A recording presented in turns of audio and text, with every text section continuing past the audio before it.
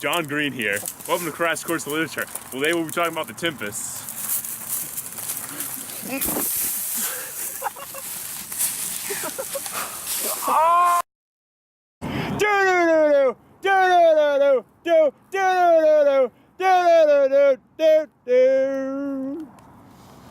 What's poppin', Jimbo? John Green here, and welcome to Crash Course of Literature, where today we'll be talking about the Tempest.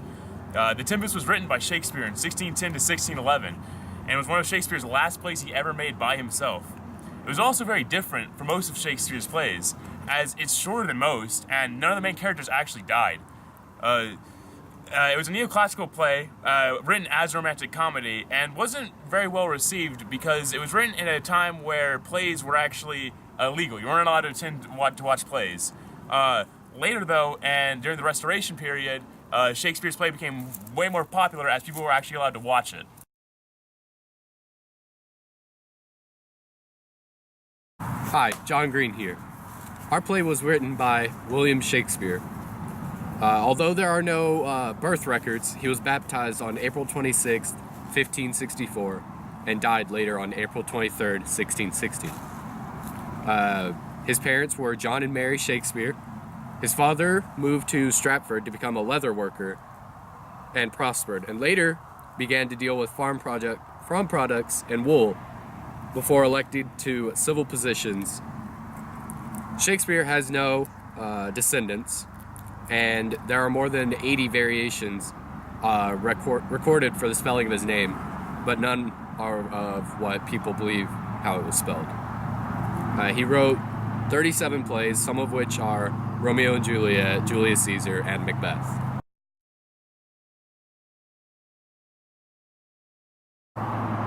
John Green here, and I'm going to talk about the beginning of the Tempest. So the story begins with a ship and a crew. The ship contains the King of Naples and his party. The crew struggles to stay afloat. Little does the crew know that a sorcerer named Prospero actually started this all. Prospero is a powerful sorcerer who started this storm in order to defeat his enemies, which is the crew on the boat. Prospero is the rightful Duke of Milan, who was severely betrayed by his brother Antonio. About 12 years earlier, Miranda and Prospero were stuck on an island where they saved a sprite, or a spirit, whose name was Ariel, from an evil witch. On that one island, the evil witch, the last inhabitant, was the child of an evil witch and the devil named Caliban. Soon, back to the ship. Soon the ship breaks and the crew is divided into three groups. All these three end up landing on different parts of an uninhabited island. So Miranda and Prospero are on one part, which Ferdinand, another part of the royal crew, Ferdinand finds Miranda, and he immediately falls in love with her, much to Prospero's dismay. Prospero is dismayed because he's been with Miranda for such a long period of time. Miranda and Ferdinand both declare their love for each other, and they celebrate. Prospero just continues to go down a path of depression.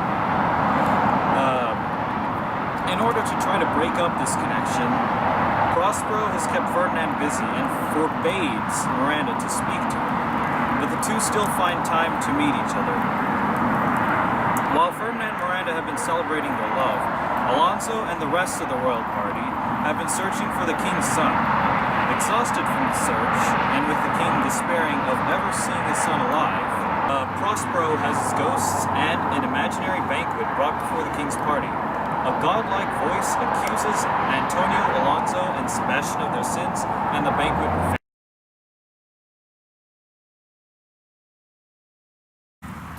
Hi, John Green here.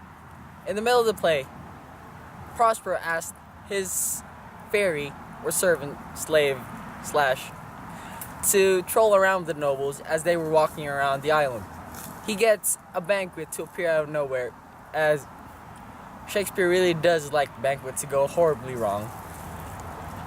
He gets Ariel to make a banquet appear out of nowhere and then make it vanish out of thin air into thin air as the nobles walk past him, or to get to the banquet.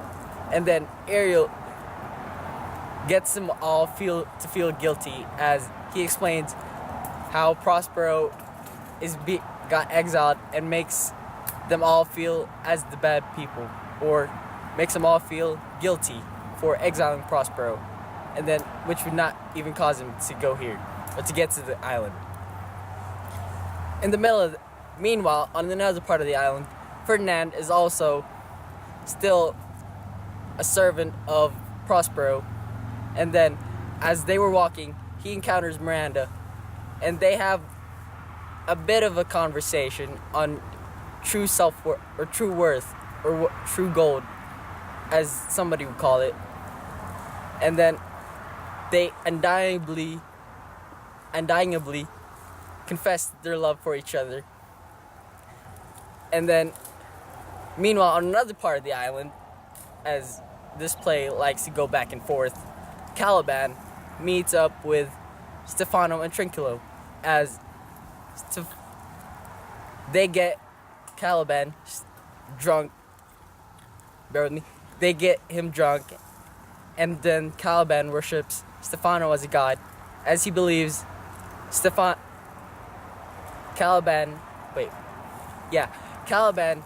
begins to worship Stefano as a god, as he starts to believe Stefano is a god that dropped down from the moon, or so to speak.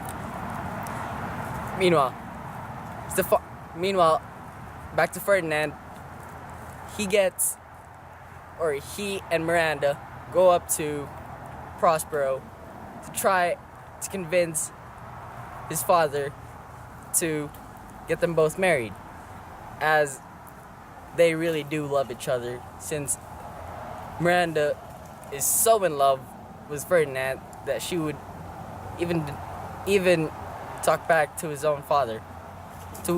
her own father.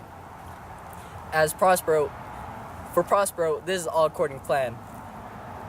Get Miranda to fall in love with Ferdinand to fall in love with Miranda, and then get King Alonso to forgive him, and then get him all back to Milan, as to make the wedding official, as Miranda and Ferdinand finally really do want to get married as soon as possible.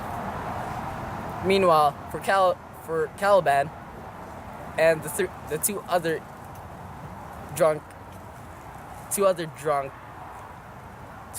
people,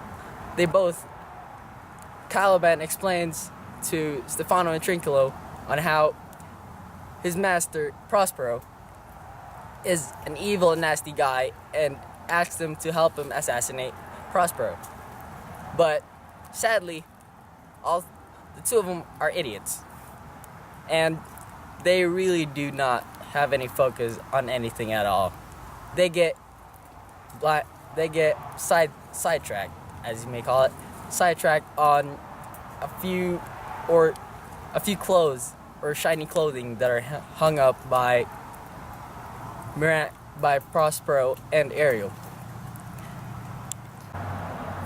As for the nobles, after the banquet, King Alonso feels even more guiltier than he already knows, as this might have caused he thinks this might have caused his son to die, and is filled with more grief. But then, Stefano and Antonio decide to finally kill King Alonso that night. And on that night, King Alonso is still pretty mopey around.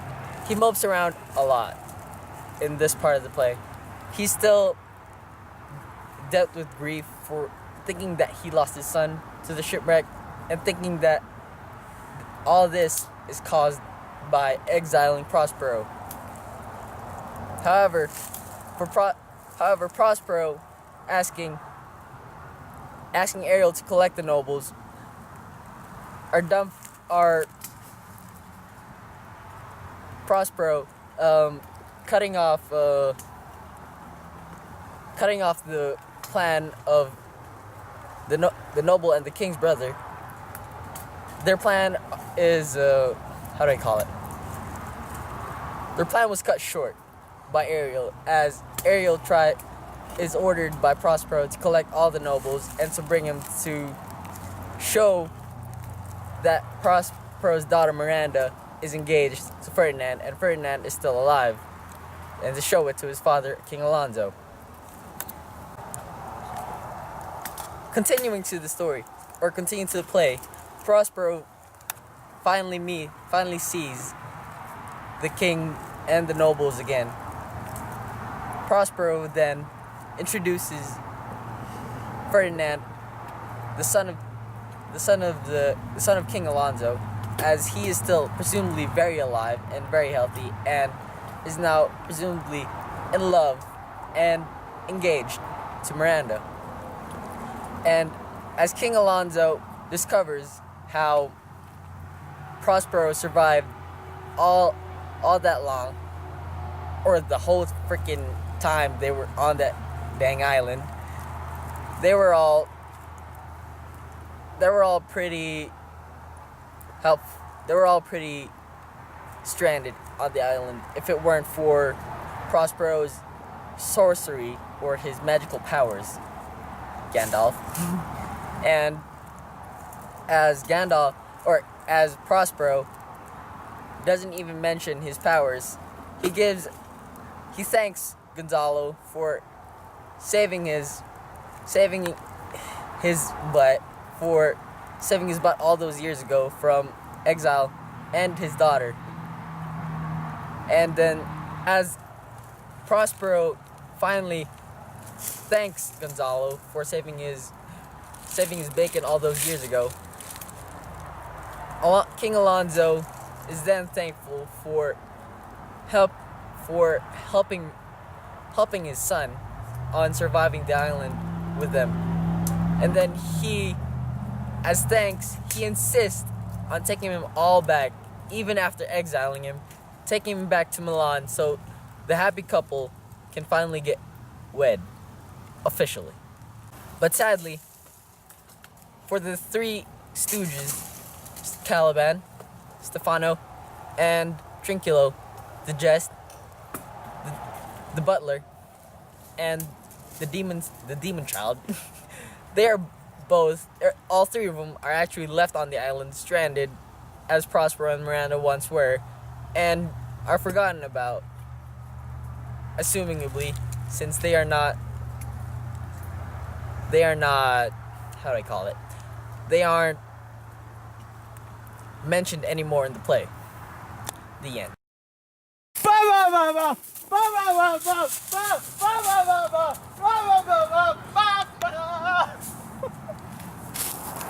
John Green here, and welcome to Crash Course Literature. Well, today we talk about the Tempest.